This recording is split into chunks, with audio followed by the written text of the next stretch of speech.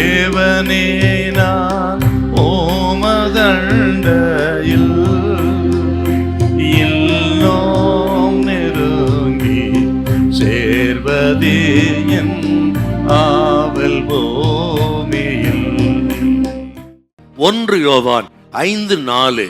தேவனால் பிறப்பதெல்லாம் உலகத்தை ஜெயிக்கும். தேவனால் பிறப்பதெல்லாம் உலகத்தை ஜெயிக்கும். நம்முடைய விசுவாசமே உலகத்தை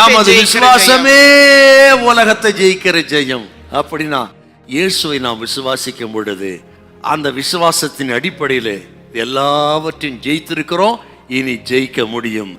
சாத்தானுடைய ஆயுதங்கள் என்னன்னு கேட்டீங்கன்னா பொய், சந்தேகம், குழப்பம், பயம், இச்சை, இதெல்லாம் ஒரு ஆயுதங்கள்.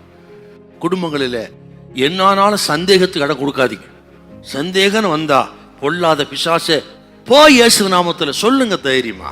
இன்னொரு விஷயத்த சொல்லுகிறேன், நீங்கள் சந்தேகம் உங்களை விட்டு போகணும்னா, அதை ஜெயிக்கணும்னா, நீங்கள் அல்ல புருஷனோ மனைவியோ நீங்கள் ரொம்ப மனைவியை நேசிக்கிறத நீங்கள் அப்படி 100% காட்டணும்.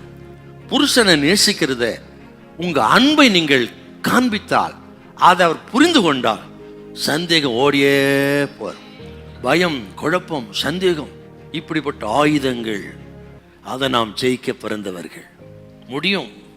வெளிப்படுத்தும் விசேஷம் 12:11 ஆட்டுக்குட்டின் ரத்தத்தினாலும் சாட்சியின் வசனத்தினாலும் பொல்லாங்கனை ஜெயித்தார்கள். இயேசுவின் ரத்தம் எதுக்காக? நமக்கு நாம் ரத்தத்தால் ஜெயிக்க முடியும். சாத்தான் என்ன பண்றனா, தேவ பிள்ளைகள் பக்கத்தில் வலது பக்கத்தில் நிற்கிறான். எப்போ? அவனுக்கு உரியது நமக்குள்ள இருந்தாள்.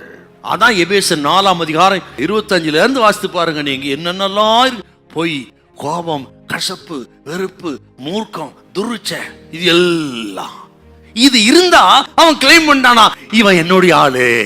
இவன் ரட்சிக்கப்பட்டிருந்தாலும் ஆலயத்துக்கு போனாலும் இவன் என்னுடைய ஆளு, எனக்கு குறித்து அங்க இருக்குது. ஆகவே கர்த்தருடைய பிள்ளைகளை சாத்தானு குறித்து நமக்குள்ள இருந்தா வலது பக்கத்தில் கிளைம் பண்றான். அதுதான் அப்பன் இயேசு சொன்னான். யோவான் எழுதின சுவிசேஷம் 14:30 இதோ உலகத்தின் அதிபதி வருகிறான், அவனுக்கு குறித்து ஒண்ணுமே இடத்துல இல்லை. ஆண்டவர் சொல்றாரு பாருங்க, அவன் வருகிறான், அவனுக்கு உரியது ஒன்றும் என்னிடத்தில் இல்லை. அப்படி நம்மை வெறுமையாக்கி நம்மை பரிசுத்தப்படுத்தும் பொழுது பொல்லாங்கன் உங்களை தொடவே முடியாது. இதை நீங்க விசுவாசித்தீங்கன்னா நான் சொல்கிறேன், நிச்சயமான ஒரு வெற்றி உங்களுக்கு உண்டா. நமக்காக மரித்த இயேசு இன்றைக்கும் பிதாவின் வரதபாசந்து பரிந்து பேசிக்கொண்டிருக்கிறார். அந்த பலம் நமக்கு இருக்கிறதுனால நம்ம உலகத்தை ஜெயிக்கலாம், மாம்சத்தை ஜெயிக்கலாம், பிசாசை நம்ம ஜெயிக்கவே முடியும்.